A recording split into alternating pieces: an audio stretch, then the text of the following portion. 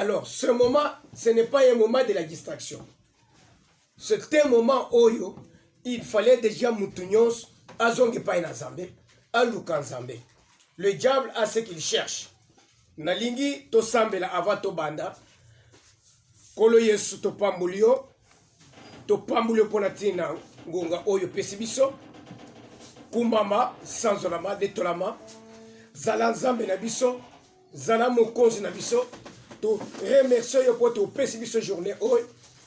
Na yebete okopeso ce dimanche musus to kozala na yo to kozala soutenir protéger to kozala sécuriser pe assister na yo na recommander musalo tozo sala boko na nguya na tinete nyos tozo sala eza na sala boko na nguya na kombo na koloskiso amen kola pambola bino avant to kota la prière tozo kende na mateya tozo lebela la délivrance sur la prière. Je sais que touti musika na matin na biso na enseignement na biso touti na problème ya source ya ba souffrance. En dépit tout cela, tu yeko kende, tu yeko trouver que source ya souffrance ya muteko uta ba bisike belé. Peut-être na yemoko na lisumu, tango mususu na famille na ye, tango mususu na entourage biloko ndengwana. Mais je crois que matin na biso zana sur YouTube. Ce qu'on compte sur YouTube, au Komonango, il y a des gens qui sont déjà entrés là-bas. C'est Monango, Bazolanda, c'est logique, il y a matin Nabiso. Alors, ce que je voudrais te demander est que Zala vraiment branché. Nous sommes en train de parler sur la délivrance. La délivrance, ezali maina mungwate, ezali mafutate, bazo melisayo, ezali lingwandate, balatisakayo. Mais la délivrance se fait au nom de Jésus-Christ. Et puis délivrance, et ça la par la prière et la parole de Dieu. C'est la parole de Dieu qui engendre la délivrance. Délivrance. Aujourd'hui, tu as un problème. Tu as des problèmes. Je te dis, cherche les hommes de Dieu. Luka, to sambele yo, to sunga yo, to salelo musala, okomona loboko na zambe. Koza la distraité. Koza la distraité. Si tu es tombé dans les mains des mauvais, nani musali na zambe, ce n'est pas dit que tous les hommes de Dieu sont mauvais. Il y a les hommes de Dieu qui sont appelés de Dieu et qui craignent Dieu. Na Israël, tant Jézabel a zoboma, ba prophète de Baal, ba prophète Yanzambe a récupéré ba prophète Moussa Tindawe pas Baal. Il y avait aussi des prophètes qui avaient oye ba banga kinzambe, oye abidja sabombaki.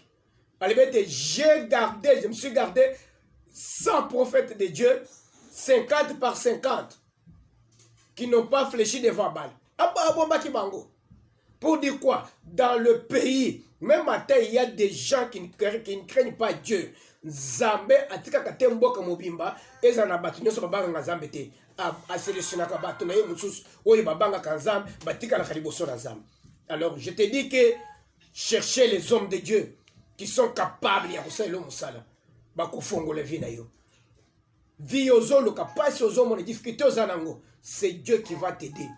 Zambé moutako fongola yo. Mais Zamba ko fongola à travers basay na Zambé. Alors pour ne pas aller loin, tozo kende kotanga, tolobaki la délivrance par la prière, nous sommes sur le point de délivrance des esprits.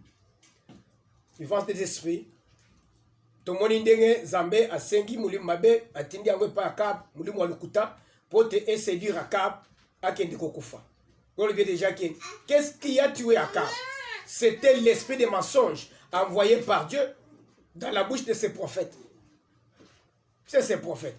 Alors, aujourd'hui, qu'est-ce qui nous tue? Ce sont les esprits. Si Nzamba bazo sanga, azo salaba, azo tinda ba esprit, pour ba esprit wana, et ya koboma ba, et détruire vie à moi.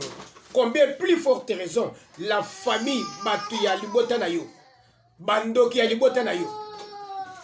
Bakoki kotinda combien d'esprits pour ba éliminer yo, surtout ba we balingaka yo te. Ya on a zone bake au moins difficulté sur zanango, pas nyos to zanango. C'est dit tout d'abord sur le plan spirituel. Il y a un combat sur le plan spirituel. C'est pourquoi nazo sengo na moma o Olanda ngai na boke binyos tozo kende. Nous allons lire. Tosto tamaki déjà tozo tanga Luc chapitre 9. À partir, il y a verset 1. Si papa, pasteur Jean-Pierre Azuyango a pu la biso. Luc chapitre 9, à partir du premier verset. C'est Ezali Oetotangaki depuis Mukoloana, depuis vendredi. Alors nous revenons encore sur ça pour tabler sur quelques points. Luc chapitre 9, à partir du premier verset. Jésus ayant assemblé les 12, leur donna force et pouvoir sur tous les démons, avec la puissance de guérir les maladies. Bible les a bête Yesu na ko rassembler baye kolinaye 12 apôtres apesi bango puissance pe force ya ko bengana biluma be pe ya ko guérir. Je vous dis, pour chasser l'esprit qui te tourmente, on les chasse au nom de Jésus-Christ. Par la puissance que Jésus nous a accordée. Je vous dis, en dehors de Jésus, il n'y a pas autre puissance qui peut chasser les démons. Jésus, c'est-à-dire, tel que je suis là, je suis le ministre de la parole de Dieu. Dieu m'a donné le pouvoir et l'autorité de chasser les démons. Tout démon qui viendra te tourmenter, je vais les chasser au nom de Jésus-Christ. Nakobenga nango na kombo ya Nzambe pumbute. Nakobenga na kombo ya Nzambe kadimate. Oh Nzambe mukuna jete. Non, je vais les chasser au nom de Jésus-Christ de Nazareth. Parce que c'est celui qui nous a donné le pouvoir. Bah il y a que Yesu a rassemblé ndengeza we bah il que mukuna je a rassemblé bah tu n'as pas le pouvoir que boken. Te bah le but c'est Jésus qui a rassemblé. C'est lui qui détient le ministère de la part de Jésus-Christ. Il va faire, il va guérir les malades, il va chasser les démons. Et retenez bien que la délivrance que nous faisons, les démons que nous chassons, nous détenons le pouvoir de la part de Jésus-Christ. C'est pourquoi on attend ici verset 1. Nous entendons Luc chapitre 13, verset 10 à 16. Pour te dire qu'au nom de Jésus-Christ, la délivrance est possible. Vie en moutou et qu'on change. Luc chapitre 13 à partir du 10e verset au 16e. La Bible déclare, Jésus enseignait dans une des synagogues les jours de sabbat. Bible les le bete yesu azali côté ya na moko na yamba na mukolo ya sabbat. Et voici, il y avait là une femme possédée d'un esprit qui la rendait infirme. Depuis 18 ans, elle était courbée et ne pouvait pas du tout se redresser. Oibete talete na tango akoti na kati ya temple azoteya atei na mateya na ye azoteya bato bazolanda mateya. Bible les hommes que aux hommes quand Jésus prêchait, tout le monde était frappé de la doctrine de Jésus-Christ. Quand il prêchait, aye pour remarquer na kati ya prédication, il y avait une femme. Oh yazaki na mukongo ya kogumbama. Une femme qui avait une infirmité, qui avait un problème. Pendant 18 ans, dans cette église, Bandeko, une femme qui avait un problème. Ok, papa? Lorsqu'il la vit, Jésus lui adressa la parole et lui dit, Femme, tu es délivrée de ton infirmité. Moi si au kangolami na bokokateni na yo. Et il lui imposa les mains. À l'instant, elle se redressa et glorifia Dieu. Amen. Yoka Bible les ont baboué. Ils ont déjà que Jésus enseignait dans une des synagogues le jour du sabbat. C'est-à-dire, ce qui vient avant la délivrance, c'est la parole de Dieu. Bible les ont le bête, il nous a donné la parole et la parole nous a guéris. Parole de Dieu depuis qui ça. Délivrance, c'est l'idée que moutoyer, même matin, lui, même matin, ma caméra offrande. Même noter parole de Dieu, au bani ko Congo lambongo. Te, le baki oyaki ko sala collecte ya mbongo, okende na yo. Kolobate que toyaki une église. Avant ya ko Congo lambongo, te yana no parole de Dieu. Parole de Dieu est simbabatu. À partir de cela, nde batu bako pesa. Aujourd'hui même matin, bandeko, basol bapé des fonds.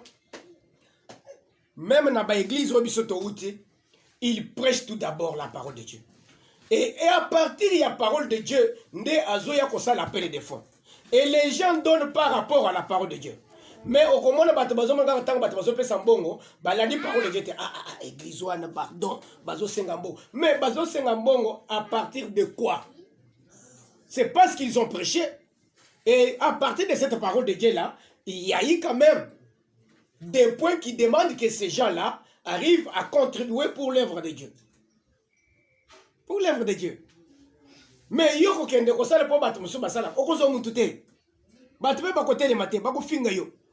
Ndenge tokenda mukolo moko tokenda campagne moko na terrain moko côté ya Mokali.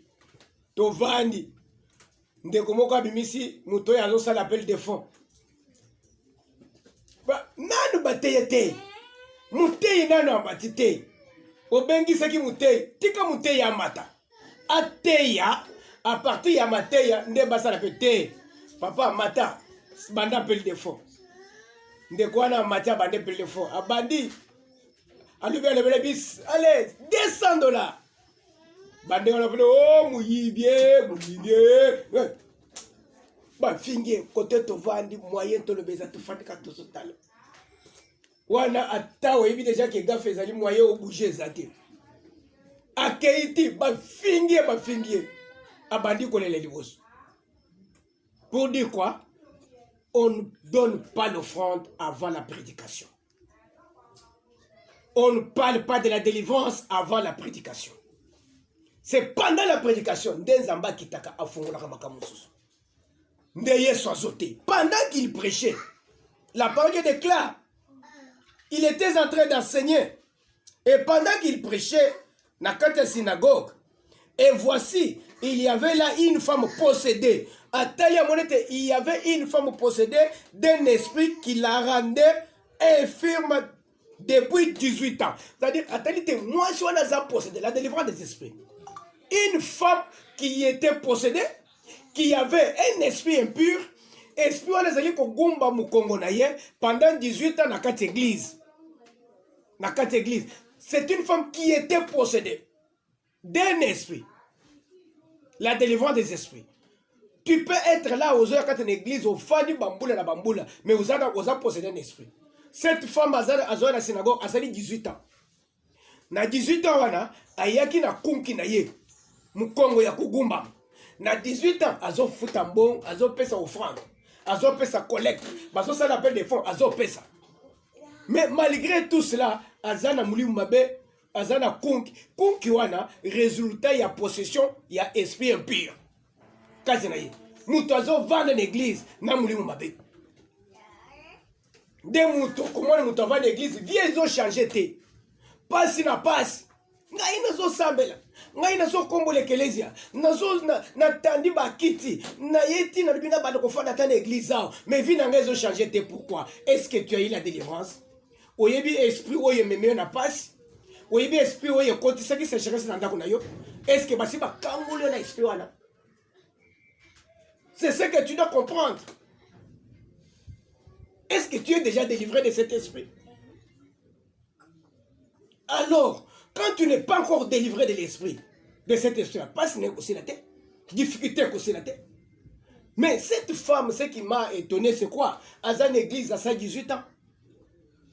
Pour les niveaux limités, tant qu'on a coupé son offrande, Moulimabe banga offrande. Moulimabe et banga kamisano zosa na zambete. Moulimabe et banga kapete, okoza nozote, mais yo moko za ya kokanga. Dena moni pasteur moko azoteya. Azana bilamba kolata te pantalon et c'est nyefuki na sa.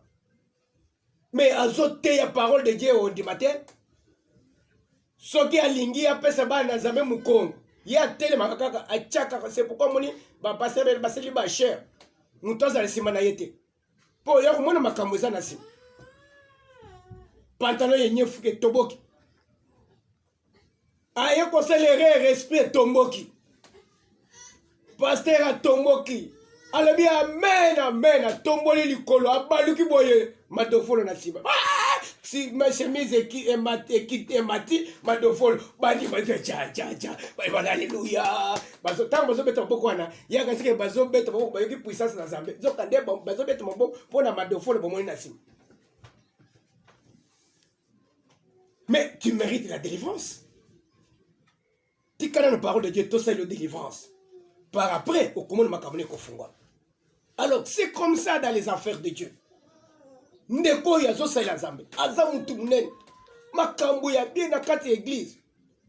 okomona un général aye ayebisi papa tala na ntango na lali na loti bakangeli ngai na ndako nazoluka komema moya komemeza te nalamuka ngai ye nalibi molimo mabe ebangaka général te général eza munduki na physique mais spirituel bakonzi yo okoza na ozokonza na moi mais na butu bato mosusu bazokonza yo banani bakonzaka yo il faut oya tosambelela yo tolibere yo na babiloko wana bandeko le monsieur qui se retrouve là-bas alobi non Yesu azosambela a découvrir l'esprit wana que les hommes de Dieu soient attentifs ba découvrir que eloko eza na kati ya bana na Nzambe ba découvrir que ce qui détruit les enfants de Dieu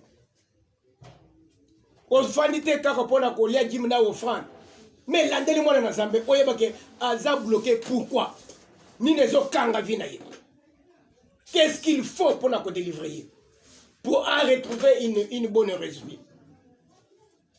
La Bible les le bête tant Yesu a mon esprit wana il a menacé l'esprit et l'esprit est parti moi je wana a nyoloki. D'autant la parole de Dieu, je voudrais épingler un point. Bible les lorsqu'il la vit, Jésus lui a adressé la parole et lui dit femme, tu es délivrée de ton infirmité. Et il lui imposa les mains à l'instant et elle se redressa et glorifia Dieu. Nous allons parler dans la délivrance des esprits, nous allons parler sur l'imposition des mains. Bible les autres que tango a bengani mulumabe kei Yesu aya tchele le bok pe moi aussi à se ressaisir. L'imposition des mains c'est quoi? L'imposition des mains, Ezali, c'est ce qu'on appelle transfert à pouvoir. Pour amener une bénédiction d'une personne à une autre. Et quand on impose la main, on ne peut pas seulement amener la bénédiction, on peut aussi amener la malédiction. Qui a commencé avec l'imposition des mains? Celui qui a commencé avec l'imposition des mains, c'est Jacob. Jacob Tangoye, je ne sais pas encore vous lire tout d'abord aussi Tokotanga, lobby Kuna, ceux qui nous ont pas passé ce temps, mais dans la zone tu vas te retrouver parce que nous avons peu de temps. Tant Jacob a lundi Joseph na Égypte, pendant qu'il était couché, Bible les olobete, Aza a kobi pembeni nyaliwa, a sengi ba memeleye bani ya Joseph. Tant ba memi Manassé na Ephraïm, Bible les autres le monsieur qui était endormi, qui était couché. Tant que moni bani à Joseph, pour la première fois, à Lamouki, à Télémi à vendre. À vendre. Il y a des choses que tu peux faire devant Dieu. Où il y a Télémi sans Zambé na vinayo. Zamba Télémi na vinayo. Il y a des gens qui étaient dans la promesse. Qui étaient dans la promesse. Oyoyo Nzambé. Ce qui a moni mouton la télé. Zamba bimili bosonai. Est-ce que tu es parmi ces gens-là? Oh, il est là, ce qui Nzamba monio. Directement à ses réserves. Non, non, non, non, non. Même si Dieu était en colère, au moni Nzamba zongi normal. Est-ce que tu es parmi ces gens-là?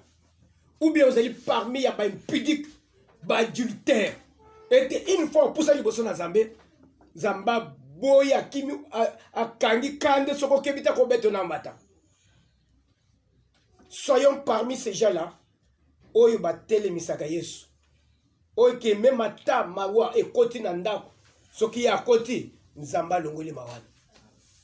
Alebete, à cause de mon serviteur tel, j'enlève cette histoire. Et cette histoire. On dirait ozoya ko bakisa fardeau na vie ya bato. Ozoya ko bakisa malédiction na vie ya bato. Nde tango Jacob amoni bana wana atelemi ala muki afandi. Akamati maboko akroise maboko. Acheli bango. Alebete bana oyo bakomi ya ngai. Oyo boteki na Egypte baza ya ngai. Na zwi bango. Ba oyo kobota après bano bazaya yo. c'est un enseignement Yamakasi Koleka. Quand Tango Tcheli Bango Maboko, il a dit quoi? Il a rendu l'héritage qui était en lui à Pesibana Oyo, à transférer pouvoir, à transférer héritage, pour dire que tout ce que Dieu m'a donné n'a pas essayé. L'imposition des mains.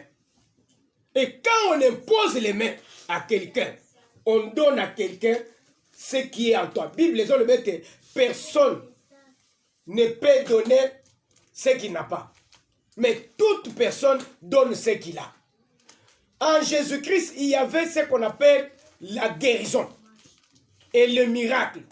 Tant que moi sur le boko, directement guérison et koti nakati mwasi. Pe mwasi oyo abiki. Il a transféré le pouvoir de la guérison. Nde mwasi oyo abiki. Mais moi je me demande, maboko yo bachela yo de temps en temps et pesa yo nini. Ao bacheli muto yo maboko abiki. Ao bacheli ba Manassé na Ephraim maboko bazui héritage. Quel est l'héritage qu'on t'a donné en te posant les mains? On peut compter combien de mains bachelo na mutu na yo wana. Et fongola yo et pesa yo nini. Pour dire que l'imposition des mains peut guérir et peut détruire. Ce qui mouto ya zo tchelo maboko, azali na puissance ya Saint-Esprit, c'est que tu vas aussi recevoir en toi la puissance du Saint-Esprit et tu vas recevoir les dons du Saint-Esprit. Et tu vas recevoir la bénédiction qui vient de la part de cet homme-là. Mais le mouto ya zo tchelo le boko, s'il n'est pas béni, ce Kazandoki, il transfère ce qu'il a. Ce qu'il a transféré en toi la sorcellerie. Pour pasteur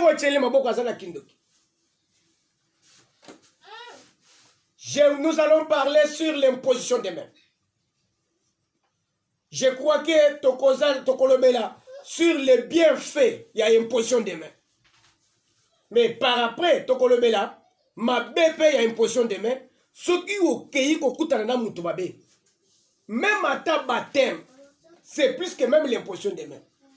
C'est lui qui t'a donné le baptême. S'il est un magicien, un féticheur, tu n'as rien, tu n'as pas de part avec Jésus-Christ.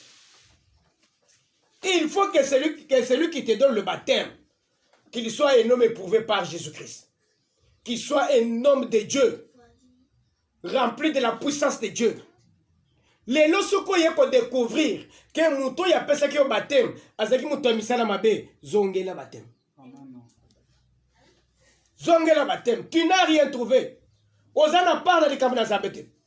Oko risqué. Les loyers soyez yo tikai. Parce que tu n'as pas été scellé par les eaux du Saint-Esprit. Or, pour être scellé par les eaux du Saint-Esprit, il faut passer par les eaux de baptême.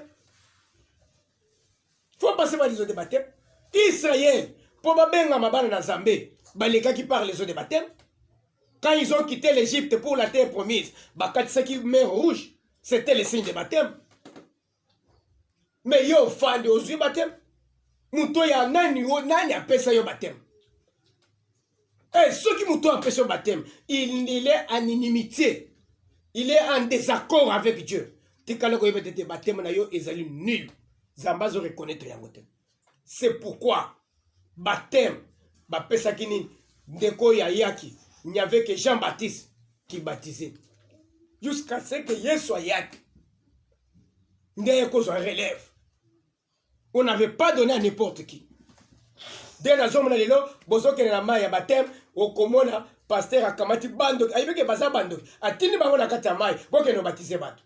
Des sorciers, des impudiques. Bazata nekilate. A baptisé bat. Le mot là baptême les années. Même oyebi ceux qui osent soupçon. Ata ya muke ya mabe, likolo ya muto apé son baptême. Le baptême là est annulé. Il est annulé. De la même chose avec l'imposition des mains. On peut vous imposer la main pour vous communiquer une puissance. Et quel genre de puissance? pour vous communiquer une puissance Yanzambe, tout comme pour vous communiquer une puissance satanique, une puissance démoniaque. On peut vous imposer la main pour ouvrir la porte aux démons d'entrer dans ta vie. D'entrer dans ta vie. Dengo kenda ko chaka mutu, ba epanye n'importe qui, azot, oyebi tango azot chaka. Akoko chelo ba kilo ebele, ndeko moko le papa. Tokutani na mfanya na zabe moko, alobi na ngai, ayebisi nga makambo nyonso ezalaki ya solo. Alobi, ondimi, abi na ndimi. Zamba sengi tosambela yo. Sali offrande tosambela yo. Papa, na sali yo, na bimisi mbongo na pesi, na fukami. Achelinga maboko na mutu. Par après, ndeko na kei na yoki neti bacheli banga na mutu. Kilo etikali na mutu. Tilelo mutu na ngai salaka pasi. Mutu esalaka pasi. Depuis ndeko na chelinga lo. Mais yesu azo chela bato maboko, bazo bika. Bazo nyoloka. Kunki ezo limwa. Mais yozo chela bato maboko, mitu ezo koma kilo. Mabanga ezo koma na mitu. Mitu ezo sala pasi.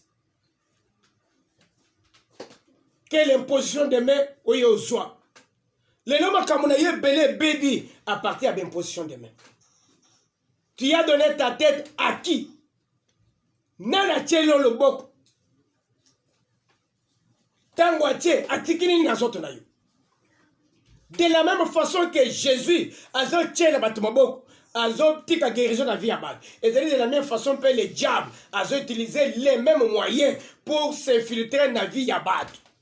Pour s'infiltrer dans bomo ya bato. Akoko tchelo maboko a posséder un mari de nuit. Akoko tchelo maboko a kotisi bututu na vie na yo. A bendi mbongo. Ndeko moko azoloba ke papa na kei na kati église moko na kei ko pesa dim na ngai. Tango nazo pesa dim esili ba chelinga maboko epande kwana. Nazongi na ndako, nazo lala, bazola kisangai ndekwa na telemi, famille na ye batelemi na sim, na panier. Famille mususu batelemi basangeti 3 rangées. Tango nazo pesa mbongo, na moni mbongo wana ndekwa na zui, achelinga loboko ache na poche. Muto ya za sima na ye, ndeko na ye ya mobali, akosi loboko na poche abimisi mbongo wana. Abimisi bongo wana apesi na famille na bango. Famille bazui batie na panier bakena. Alors, tango na labuki na tongo na kutani na musai na zambwana. Talando tu na loti après avoir donné ma dîme. Musai na zamba zo biseni. Azobisi ke nzamba ko pamola yo parce que nzamba la kisete mbongo yo pesi ngai esungi tina famille na ngai. Yo quelle interprétation? On dit bien go? C'est-à-dire, mbongo yo pesier et sungi na famille na ye. Continuez. Allez papa, nazo continuer. Nazo continuer. Nasali 2 ans. Misala nyonso par terre. Commerce kangama. Lelo, na komi na mensa na kato awa. Nazo teka babodi na keye kozwa na magasin. Mukolo moko na moni na magasin na ngai. Aye kozwa babodi akende koteka. C'est bodi akende koteka. Mais pourquoi muto yazo pese dim azo tika na se? Azo le biloko nyonso aussi. Pour dire quoi? Les serviteurs de Dieu là. Aïe ça qui a soloté. En quelque sorte mais yo muto nazo sunga na famille na yo. Pour ni akoi. Asa sune le côté pourquoi? Et la simple explication ezali yake ndekwana azali délégué ya famille. Il n'est pas un serviteur de Dieu, mais il est un serviteur de la famille. Et que tout ce qu'il fait, il le fait au nom de sa famille. Batondengo wana bapesaka bango kisi ya famille. Bazalaka neti bazana mulimo wa servitude. Azosala la famille. Et te makambo nyonso azosala, c'est la famille qui récupère. Pour dire quoi? Ndenge omoni wana, c'est que Ye azali canal de transmission. Ya bozu ya bato vers sa famille. Mutu wana bakobatela ya kokufa lelo te. Tant qu'il nourrit encore sa famille. Azali bache wana po banda kozwa bozu na kati ya babumu ya bato. Ba richesse na vie ya bato. Akende kozongisa ngo na kati ya famille na ye. Famille bazo vivre bien. Baza bien. Bino bozo kauka. Mais famille baza bien. Par l'entremise de cet homme de Dieu. De cet homme de Dieu. C'est ce qui fait qu'il va tous vous appauvrir au profit de sa famille. Nde omoni lelo battre. Mais et ça à partir de quoi? À partir de l'imposition des mains. À partir de l'imposition des mains, à bendi ya yonyos. Par imposition des mains, on peut prendre tout ce qui est en toi et le donner à une autre personne. Par imposition des mains, on peut transférer.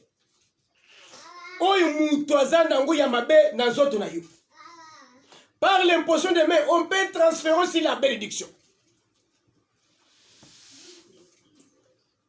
Alléluia. Qui t'a imposé la main?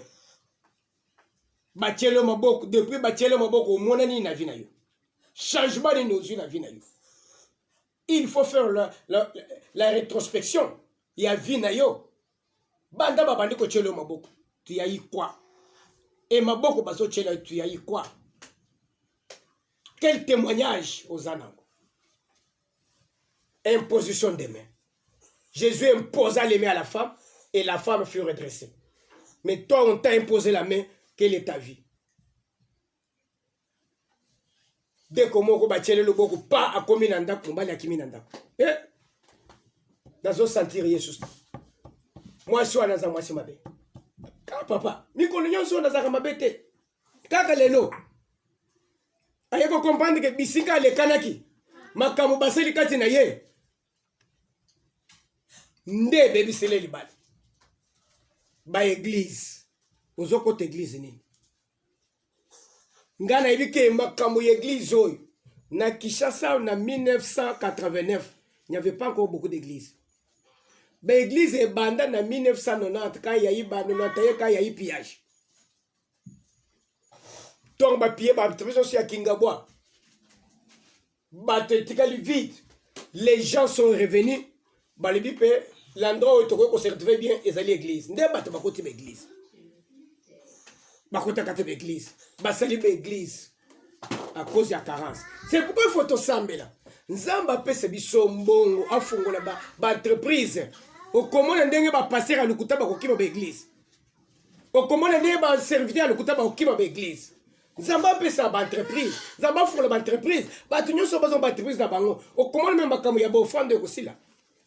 Ya kosenga senga ya ba professeur lukuta na lali na moneli yo boy na loteli yo boy et sala boye na sambele yo et kosila pourquoi parce que quelqu'un est occupé il travaille. Mais tout ce qui se fait actuellement ce n'est pas de Dieu. Imposition de main. Nous sommes dans l'introduction na kati ya délivrance des esprits parce que il faut tout ça le délivrance par rapport ya maboko yo bachela yo. Il faut tout ça la délivrance to zongisa oyo maboko lo tango bachela yo maboko.